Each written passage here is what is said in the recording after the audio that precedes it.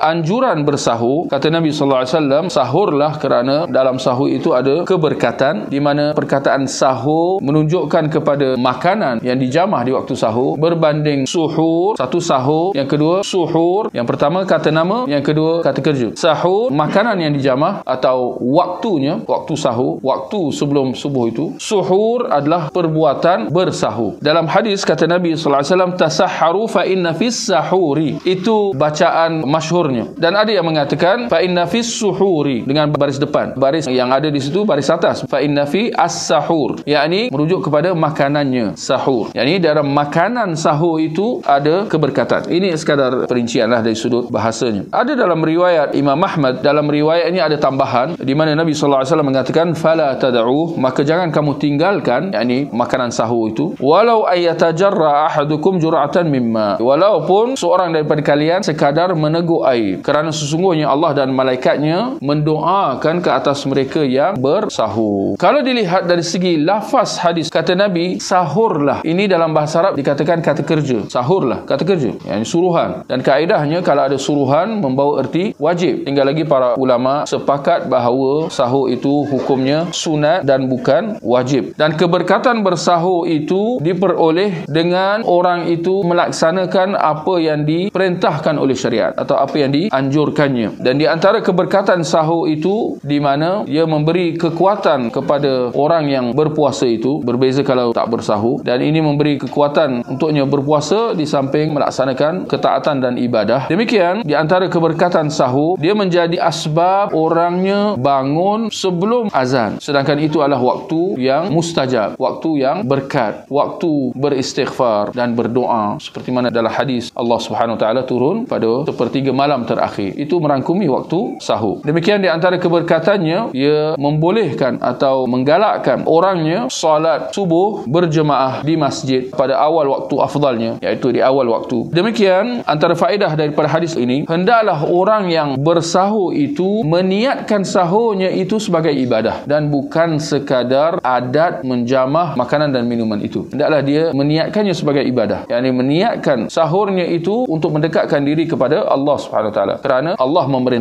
memerintahkannya berbuat demikian. Begitu juga bersahur menyelisihi golongan ahli kitab, seperti mana dalam hadis riwayat Muslim, Nabi sallallahu alaihi wasallam mengatakan, inna faslu ma baina siyamina wa siyam ahli kitab aklatus sahar, sesungguhnya pembeza antara puasa kita dengan puasa golongan ahli kitab ialah makan sahur. Kalau dalam bab berbuka puasa tadi, kita dapati dalam hadis Nabi mengatakan golongan ahli kitab melewatkan berbuka. Ternyata golongan ahli kitab tidak bersahur sama sekali, yakni mereka makan di waktu malam itu, di awal waktu malam itu, setelah itu di penghujung waktu malam itu, di waktu sahur itu mereka tidak bersahur sama sekali. Sedangkan syariat menuntut supaya kita menyelisih golongan kafir, tak kira dalam hal ibadat ataupun dalam hal adat.